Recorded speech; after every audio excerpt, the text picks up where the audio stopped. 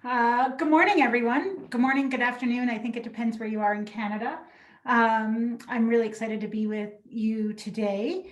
And we are going to talk about how to get some of your big ideas and some of your marketing campaigns out there and to the world by using micro campaigns to do it. My name is Lindsay Fair, and I am the Associate Vice President of Marketing at SAIT. Previously, I've worked at Queen's University in marketing as well, and before that at St. Lawrence College on the faculty side. So I've worked through many different organizations in all levels of higher education. If you read the description of today's session, the reason I think it's really important is that higher ed marketing is often considered safe, or like what I like to call boring. So I'm going to use a few case studies, both from Queen's and from my current work at SAIT, and some of the amazing work my teams have done in both places that have used micro campaigns to reach our enrollment objectives. So stay tuned. And you're going to need your phone because we're going to do a poll. So stay tuned with your phones nearby.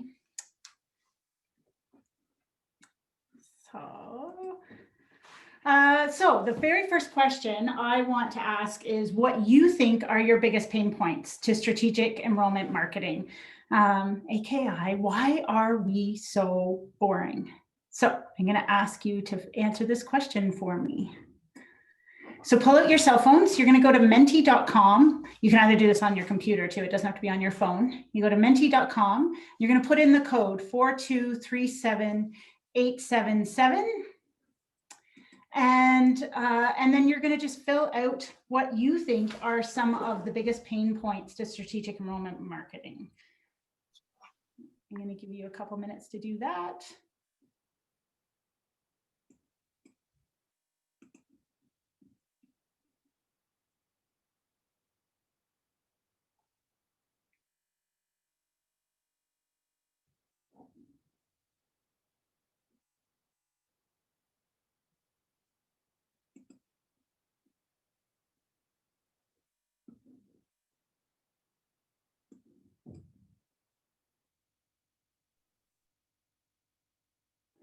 Easy marketplace.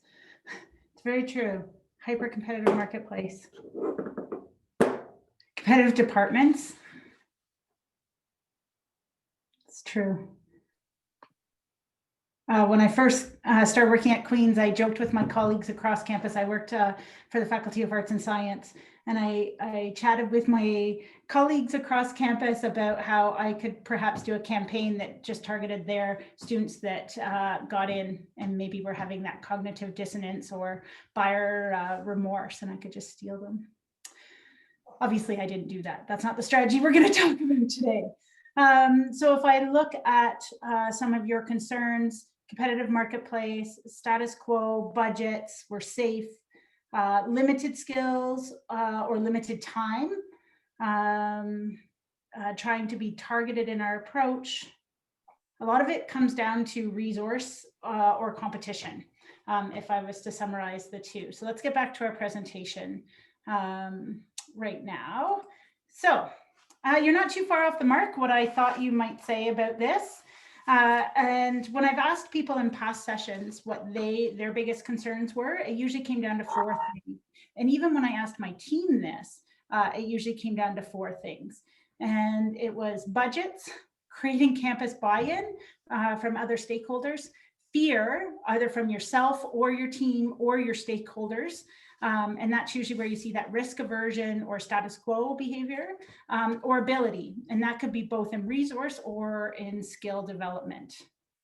I'm just looking over at my session right now, and can somebody put a comment in the comment section just so I can see if they are coming up? Because right now I don't see any comments, and I want to make sure I can see them in case there's questions along the way.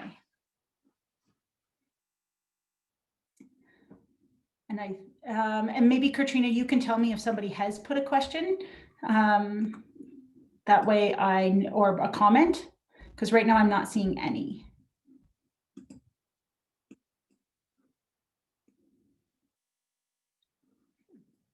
Hi, Lindsay, can you hear me? I can hear you, yes. Oh, perfect, yeah, so there are some questions and comments in the chat. If you want to maybe refresh the Yeah. screen. You should be able to see it on the right-hand side. Yep, perfect. I'm just doing that now. I just want to make sure I don't miss your comments or Yep. anything like that.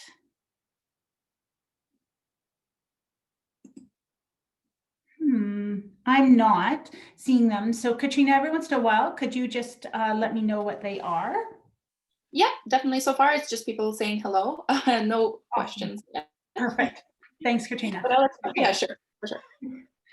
So back to our session and our learning.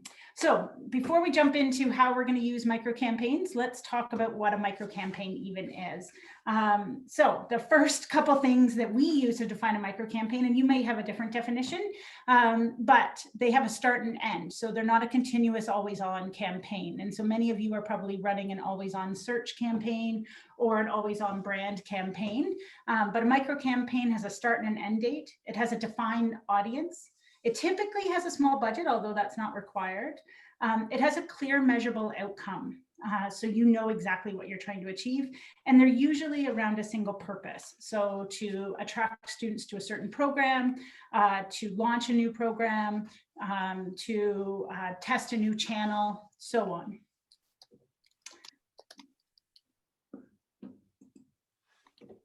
So the first thing we're going to talk about was actually a campaign that we did at Queen's University. And I'm going to start with a series of questions that might resonate with you. So are you having a hard time getting out of speaking academic? Keep getting used to ask words like interdisciplinary? Or how about pedagogically rich and putting that in a newsletter for students? So we were looking for a way to prove the value of content marketing to our colleagues across campus. And we took a stab at being a little risky, breaking the mold, trying something different. So this was in a student newsletter. And if you can read it, the headline of the student newsletter was looking for a bird course. So we actually stole the language out of the students' own post on a Queen's Facebook group around easy courses at Queen's. And we actually stole the language they were using, which was, hey, anybody know a bird course? And we did a play on words, and we put two of our courses around birds in the newsletter. Those two courses were typically under subscribed or under registered, and we increased enrollment to the highest they had ever been in those two courses through this. Not only that, as you can see, it got retweeted by an upper year student at that time. I think having a student say that we were killing it is the best advocacy we could ever have. The e-newsletter itself had a 92% open rate, and a typical average student newsletter had about an 80% open rate. So that was our highest opened student newsletter ever. The best return on investment of that, which was free because it was an email newsletter, was that it gave validity to content marketing and to using our customer or our students' voice in our marketing channels. So the next approach that I want to talk about in a micro campaign method is something called freemiums and premieres. So maybe these questions resonate with you. Let's use a 2-hour lecture as a way to spread the word. Can we do a press release about this lab that has been around for a long time and not doing anything special? I have no budget, but can you promote this thing? Do any of those sound familiar? If so, you might want to try the freemium or premiere approach. So we tried this for corporate training at SAIT, and we needed to see if we could even do B2B. We were used to being enrollment marketers in a traditional sense, attracting students, not customers. And we had to see if we could attract a business audience. And so in doing this, we also built our team's competency and trust among our stakeholders across campus that we did have the knowledge and ability to do this. We did a 6-week campaign, 4 weeks or 2 weeks at the beginning, and then the rest of the campaign was 4 weeks for a total of 6. And we used freemium webinars as the tactic. We made sure that they were marketing focused, they weren't academic in nature. And we also launched the series as if it was a premiere series. It's new, something different, which created PR. What we learned from this was that campaign length matters. And why that's an important lesson is that our stakeholders need to know that we need more time to build a campaign for them to have effective results. So by looking at, and what you're looking at here is actually the website Google Analytics, and then mapped over top was each one of our advertising channels and the webinars themselves. So the one was adversity, one was around projects, one was around toughness, one collaboration, and one agility. And it actually shows that around the 4-week mark is when we had our highest registrations and attendance. And so that enabled us to go back to our teams and our stakeholders and let them know that we need more lead time to build these campaigns. It also helped reinforce the message that events were an effective tactic in enrollment marketing. Our awareness of this campaign in those 6 weeks was 67,000, and we had 12,000 engagements from this campaign. We had 994 leads. 451 of them were a warm lead requesting more information. 29 became a hot lead and converted into a customer. Our cost for the total campaign for 6 weeks was $4,359, which equaled a 34 cents cost per conversion. What we learned was freemium works, but make sure it's marketing. And Premier, yes, it helped build a deck that we could then pivot and use for future campaigns. The third lesson that you get from micro campaigns is niche is not posters. If you're like me and have been in enrollment marketing for a while, you're probably sick of making posters or sending emails. Or how about putting another PDF up on your website for people to download? Getting low results on those Facebook ads. You guys talked about competition is very heavy right now. And are you really trying to drive conversion, not just vanity metrics? And if that's the case, then you need to focus on niche markets. And this is an example from Queens. We looked at 2 things. So in our decline survey that we had done, we noticed 2 things happened. One is the same on everybody's decline survey because it came up on SAIT's and St. Lawrence's as well, which is around funding. And every university is trying to figure out how to give more money to students. So that one is not unique to Queens. But what was unique to Queens, given that it's a top tier university, was that it was the city. So it didn't come to, people weren't choosing to not come to Queens because of Queens. They were choosing not to come because they didn't understand Kingston. They didn't understand the size of it. They didn't understand where it was or the value of the city itself. And so we realized we got to sell 2 things. We have to sell a university and we have to sell a city. And it's really hard to sell 2 things at the same time. And we're not experts in selling cities. We're not economic developers. We're higher ed marketers. And so we realized the alternative was to go find an audience that already knows our city. Then we only have to convince them to come to Queens. We're only selling 1 thing. And to do that, we had to really dive deep as to what is unique and what audiences know us that wouldn't know any other university.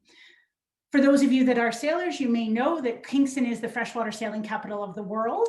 It's held the Olympics for sailing in 1976, and it is known around the globe by sailors. The other part that mixes well with the Queen's target audiences is that they are students that are well-traveled.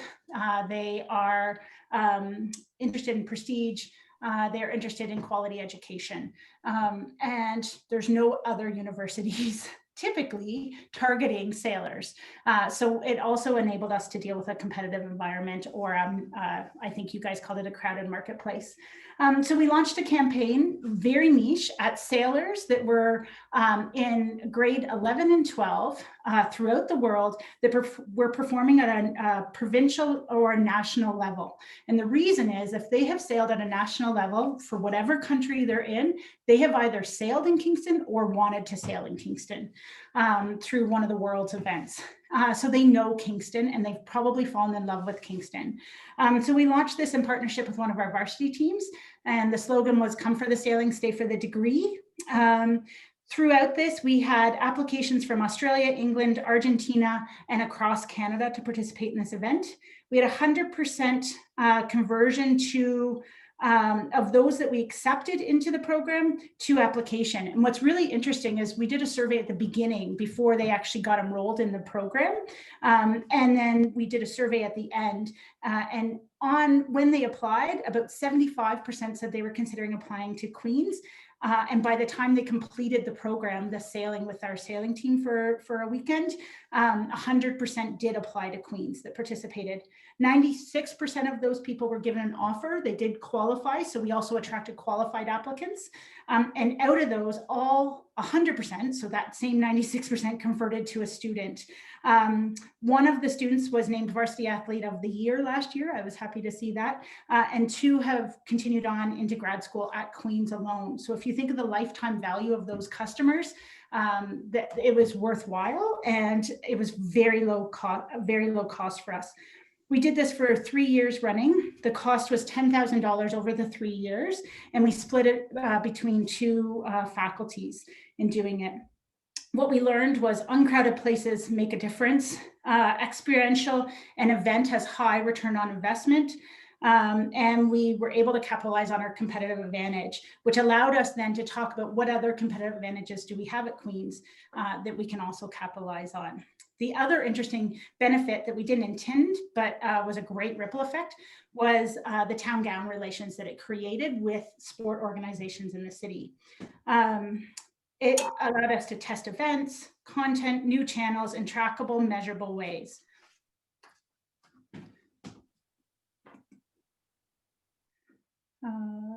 Okay, it's all right. I can actually see the Zoom chat came up, but not the conference one. Katrina, are there questions before I move on to the next one? No questions so far, no, Lindsay. Great, thanks. So the 4th lesson we learn is influencers over students. So this one really gets at the heart of, my sister saw that ad and she said she didn't like it. I want my story on the homepage. Go promote this obscure, important, but very niche program that has a hard to find audience, or go target a group you know little about. So those are the questions that my team gets asked all the time. And so we developed a strategy to try this using a micro campaign and see if we could overcome some of these questions or challenges.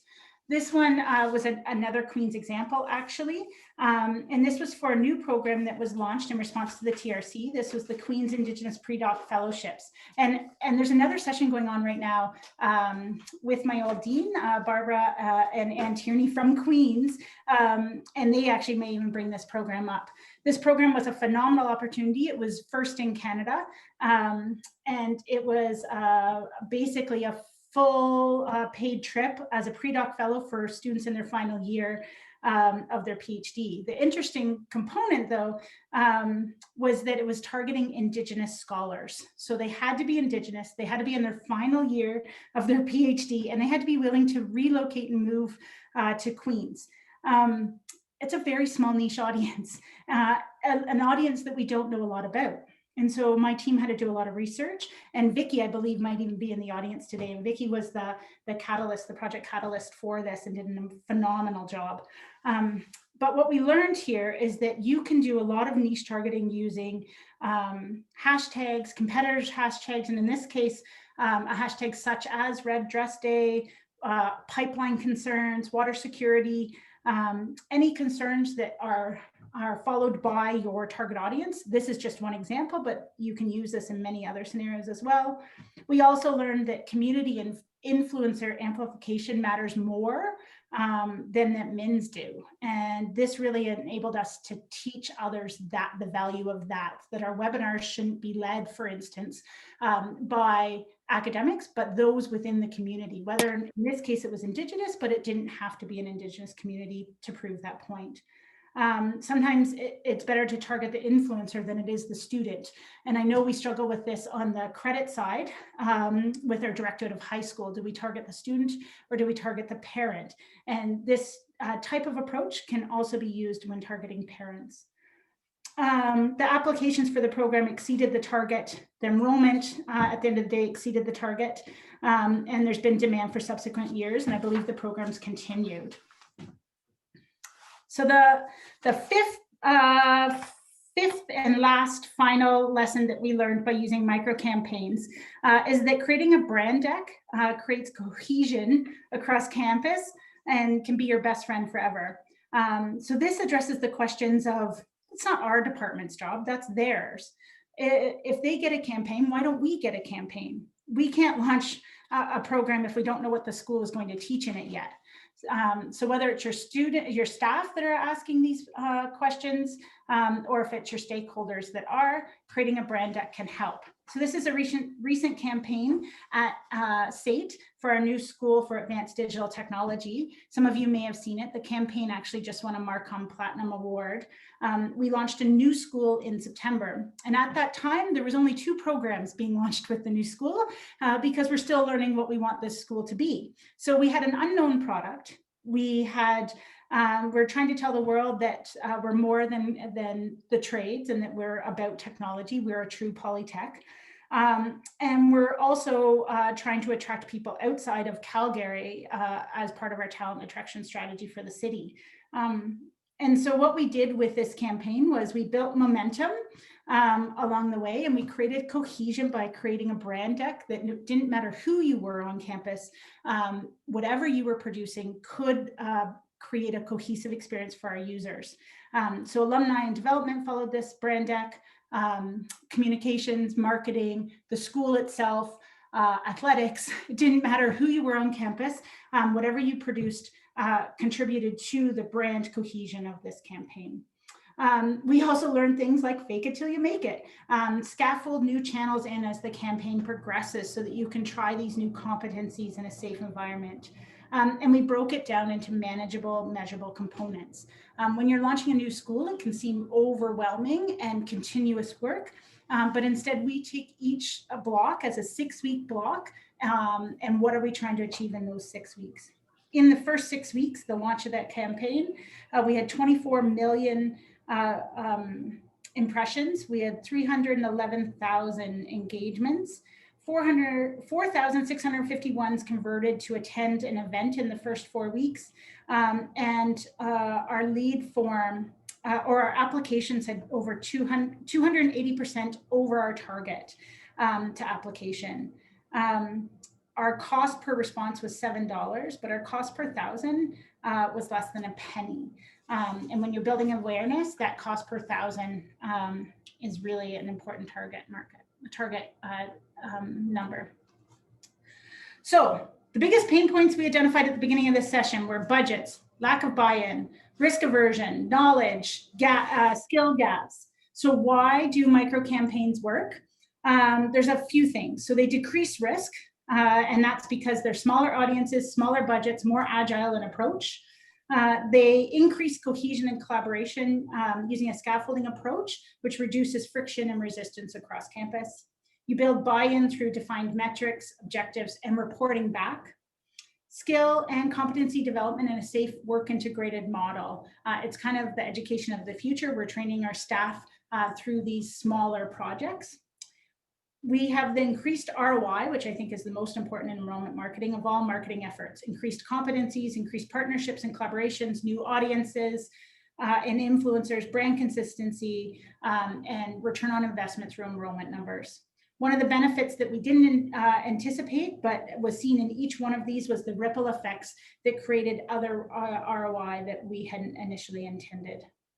So the answers to the biggest pain points are ROI, trust through proof, contain the risk, build one at a time. So my favorite book here, Confessions of an Advertising Man by David Ogilvy, I think says this right. Most campaigns are too complicated. They reflect a long list of objectives and try to reconcile the divergent views of too many executives. By attempting to cover too many things, they achieve nothing. Their advertisements look like the minutes of a committee. If you were stuck in that rut, then use a micro campaign to change people's perceptions and create buy-in. I wish you lots of luck. I wish you well, and go make lots of money. Now I can do Q&A, and I'll see if I can get that up.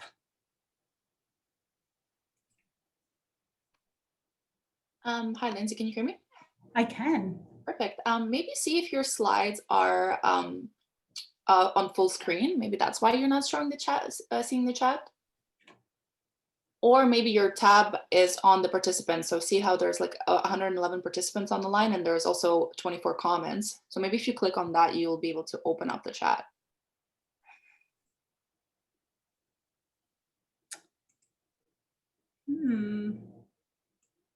it's interesting. I could see here. Why don't we just show that? Oh, there. So if I move you over to my other screen, then it works. Okay, here we go. I know. Well, I can share you. How about that? I don't know. No, that's not going to work. So I can just answer your questions and stop sharing. How's that? If I stop sharing? Great, because then I can see you. Awesome. Okay, so let's start at the beginning. Maybe I'll start at the bottom. Hi, Lindsay, great job. Oh, thanks, Gail. Gail works on our SEMM team. That's good to hear. I know that also create a mini campaign in our time. Oh, Monty, I would love to hear how that goes and see your results. And my colleagues from Queens, amazing. Lovely to see you here. Okay, I don't see any questions at this time. Yeah, there are just 2 questions that just came up. There is recommended length of micro campaign for commercial. Awesome, we got it. Yeah, so recommended length. So what we've learned in the ones that we've tested is that a campaign needs to be in market to have enough momentum for about 4 weeks minimum. And if you want, and we've seen that the peak of a return on investment is around 6 weeks. And so my recommendation is always, if you can get it to be 6 to 8 weeks for a micro campaign, then you're going to see the biggest return for it without burning out your team. Then it's no longer a micro campaign. And to be honest, your stakeholders will also get burnt out because you'll say you're going to feed back results, but they've kind of forgotten by the time you do. So the sweet spot for me is that 8-week turnaround time. Any suggestions for actual channels? I think it depends on your audience. I think if you look at the examples I shared, we tried various channels. The traditional digital, that's interesting. Digital is traditional now.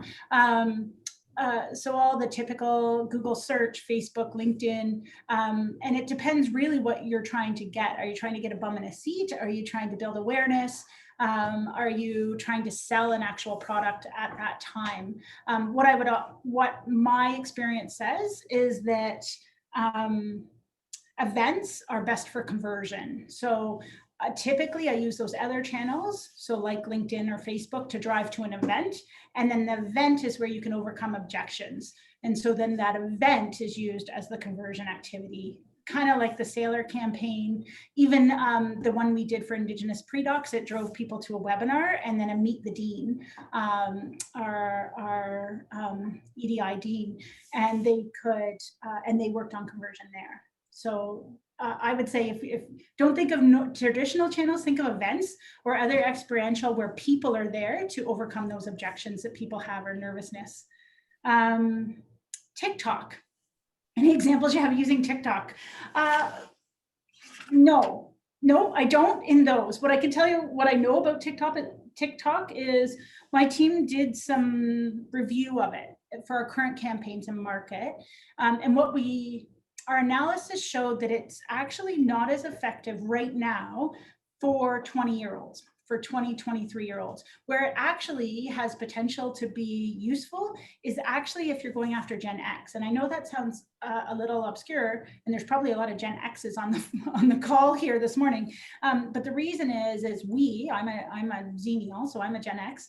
I'm on there supervising my child on there to make sure he's not, dancing naked. So because I'm on there with him, and I'm caught off guard if I'm targeted with an ad. So if you're targeting a 12-year-old or a 45-year-old, then TikTok, I think, is an effective channel. If you want to use it to target those early millennial or late millennials, I guess, or Gen Zs, I would actually use a student-first approach. Use your student panels to do it. You're going to look like you're an old person trying to be cool. So don't produce content yourselves. Have a 16-year-old produce your content. How do you choose influencers? Influencers, well, first you have to go back to the drivers of the target audience you're trying to go after. So if it's a Con Ed audience, for instance, an influencer, our Con Ed student at Queens was a 33-year-old female working part-time with 2 kids at home. And so we knew that about her. So her influencer was probably the person that runs the mummy group in her neighborhood. If I was targeting the 16-year-old Gen Z who's going to school, high school right now, and I'm trying to convince them to apply, I'd be looking at, Red Bull athletes, for instance. And so you really have to get in the head of your target audience. If you don't have personas for your target audiences yet, start there. Don't think about your influencers until you've really dove deep into building those personas, and that'll give you your answer of who will have the best influence over them. Information events for programs. Nancy, your question. So when I say converting at events, yes, but I would also go a little bit beyond a typical information session.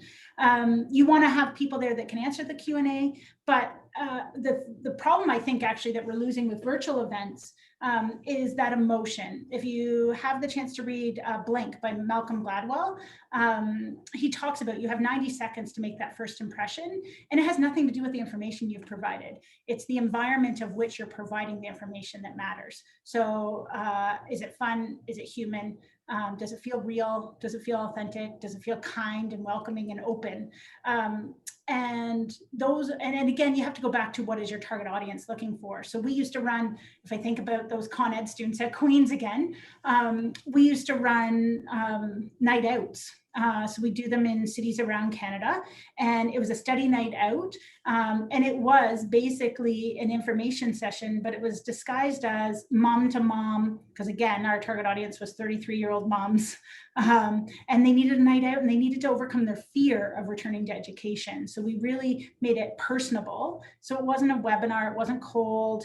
And we had to get them out of taking care of their kids, because it's distracting trying to pay attention in a webinar with kids on your lap. And then, but if it was a 16-year-old, having an opportunity where there's a concert of an artist that they're keen about, with information booth outside of it, could be really advantageous. A shout out to Waterloo. I don't know if they're here. Couple years ago, 4 years ago, I went to a Jack Johnson concert in Toronto. And again, think of those uncrowded marketplaces.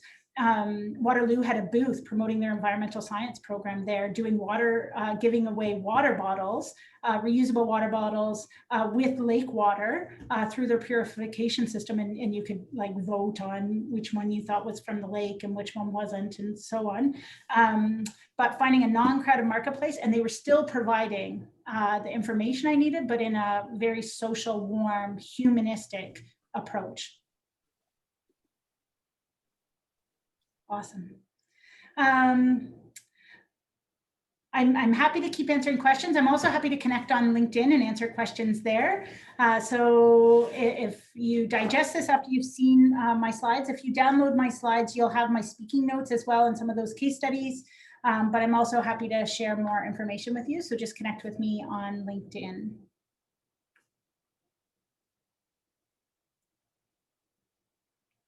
You're welcome. Lots of thanks. Great. We still have a few more minutes, so I'll stick around.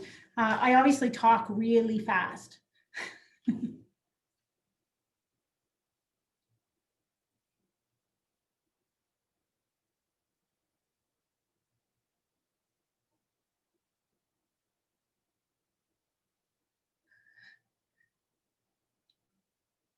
Awesome. Mount Royal, you're right in my backyard. We might even be across the street from each other in our houses. Lead scoring and CRM. So at SAIT we are, at Queen's we were not. So at SAIT we're using Pardot. And if you don't know Pardot, it is a tool that integrates into Salesforce. Some of our teams, like our B2B team, are using Salesforce. But we're not using it as a campus. I just recently was the executive sponsor looking at a CRM for SAIT, and we've started doing some of the groundwork, hoping to move to an RFP in the next 6 months. Hopefully, if we get all the groundwork done first, some of which is just data governance and data security. so lead scoring, I can say that we're really newbies at lead scoring in higher ed in general in Canada. The US is millions of miles ahead, I would say, for that. We do use it a little bit to determine who gets to come to campus for in-class, be a student for a day kind of things, and who gets what invitation at what time in the cycle. I think it's an amazing next step. I wish we were ready and sophisticated enough to move to that, and hopefully soon we will be, but we're not using it as much as I would like.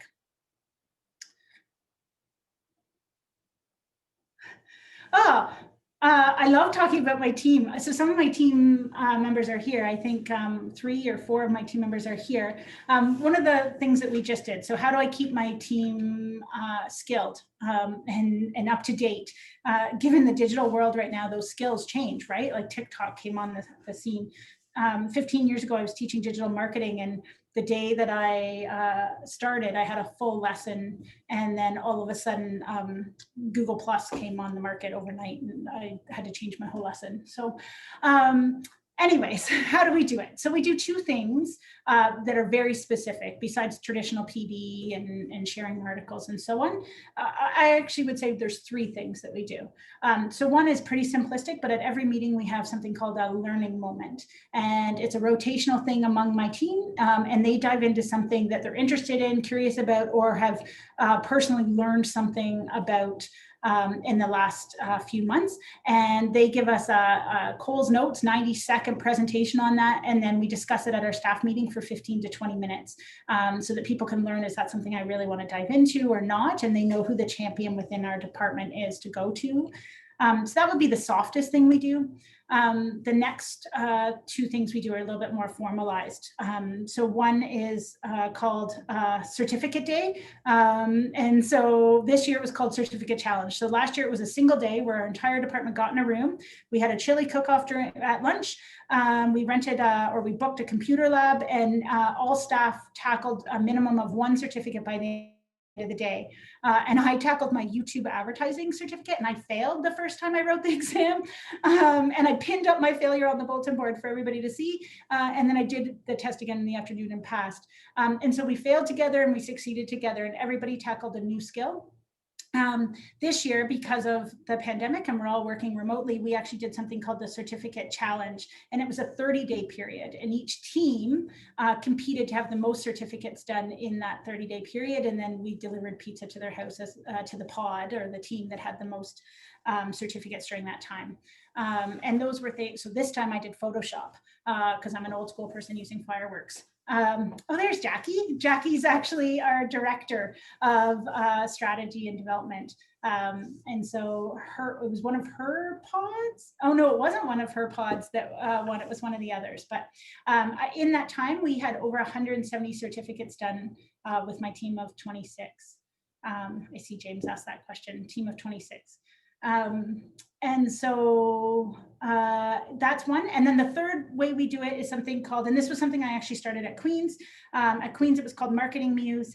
At SAIT, we called it I Learn Conference, and it's where my staff have to present to our wider stakeholder community on a subject that they are experts in. I believe the best way to learn something is to teach it, and it also develops trust among our stakeholders that we are experts in what we do. And so this year, our team got together and did team presentations in different subjects, such as Google Analytics, content marketing, website traffic, user paths, and so on. So those are some of the ways that I keep my team skills up besides the traditional. Do you like Pardot? That's a loaded question. Rupee's here, and so is Curtis. They would probably be able to give you more information. So if you have a chance to check with them, they're in it every day. You can ask them. We like its capability. We find it cumbersome if you're not using its full capability, and if you don't have a Pardot expert. It requires an expert. It's not like Constant Contact. It requires a lot more expertise to build it and to send it and to make use of all of it. We did use LinkedIn for our certificate challenges, but it wasn't stuck on that. We used HubSpot. We used Google itself offers an analytics academy. And so I just sent out 20 different links, I think, or something to people. And then our managers really sat with each staff member and said, here's some certificates I think that work for you. Quote the book. I'll hold it up for you as well. It's an old school book. David Ogilvy is the granddaddy of the advertising industry, I would say. One of the, he's very outspoken, but brilliant, and really breaks it down to what matters and what doesn't. So it's Confessions of an Advertising Man by David Ogilvy.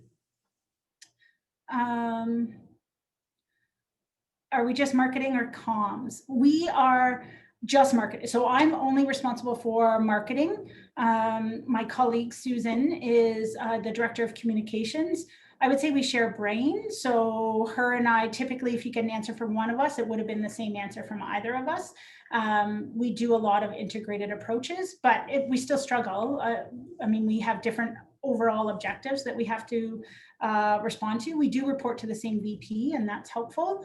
The launch of the school was a great example of an integrated approach. We co-authored the marketing and recruitment plan for that, and I think that's really important. How do I find time for it all? Well, my kid's 16, that helps. I have time, more time than I did when he was young.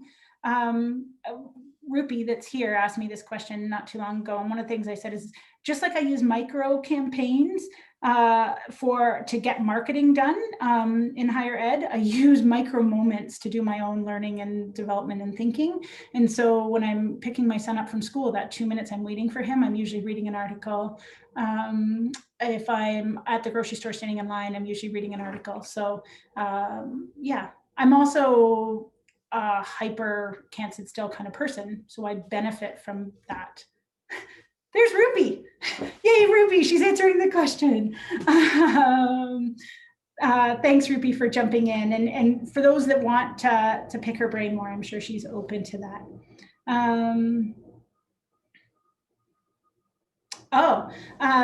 Presentations, yes. So Malcolm Gladwell, so he's a prof at U of T. He's quite prolific in publishing, but not necessarily traditional academic publishing. And among academics, he's often critiqued, but pop culture, he's often loved. So he wrote, I think the book I was talking about was The Tipping Point. Can't remember now, but I think it was The Tipping Point. I would recommend all of his books, especially if you're working on people persuasion in any way, marketing, sales, communications. If you're working on persuasion, read Seth Godin and read him, Malcolm Gladwell. What I quoted from Malcolm Gladwell was actually, you have 90 seconds to make an impression on people. And he actually did a test of this to see how long you can trick people or get them to believe in you. And it's about blink. That's right, because it's the blink of an eye. Thank you. I'm like, Tipping Point's another one of his, which is also useful, but an outlier is a must. Yes. See, we should just have a Malcolm Gladwell reading group, perhaps.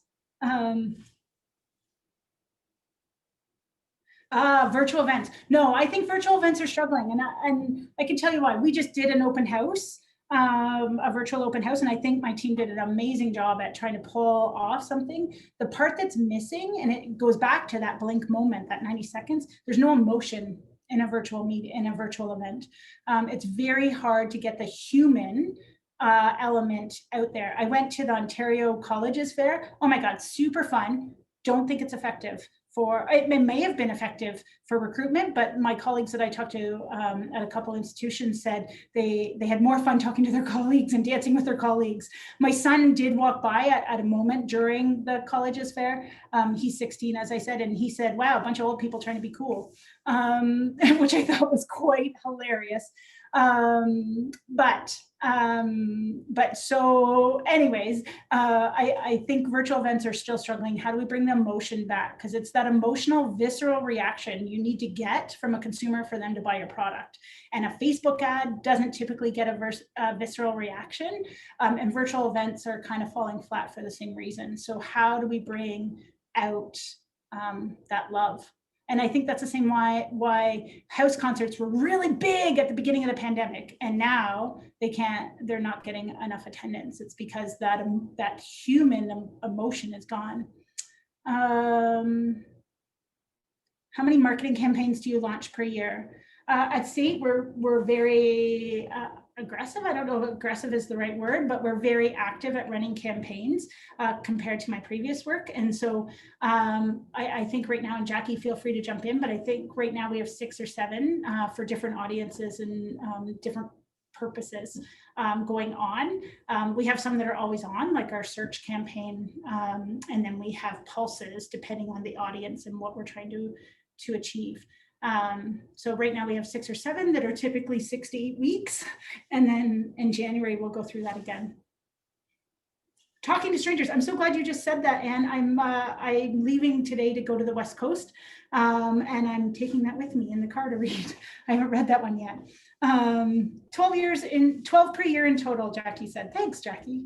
Yeah, so it's that 3, and then that would not include the random projects that come up, like launching a school. But typically it's about that. Awesome. Well, that brings us to the end, I think, of our session. We're supposed to end at 11:15, so you can jump to your other session and maybe grab a coffee. Have I had any big learnings in COVID? Okay, I'll leave you with that. My big learning is we need to figure out how to bring back the emotion into the recruitment funnel. Basically, it's not going to happen virtually. So how do we do it? And it's going to become even more competitive than we've ever seen it, because we're all trying to use the same channels. So those are the 2 things I would say. Awesome. Thank you for joining me today. I had a lot of fun. Next time I might just do Q&A. I love your Q&A. It's much more organic and hopefully get you the value you wanted out of the session. Feel free to connect on LinkedIn and I'll see you around and chat with you in other sessions.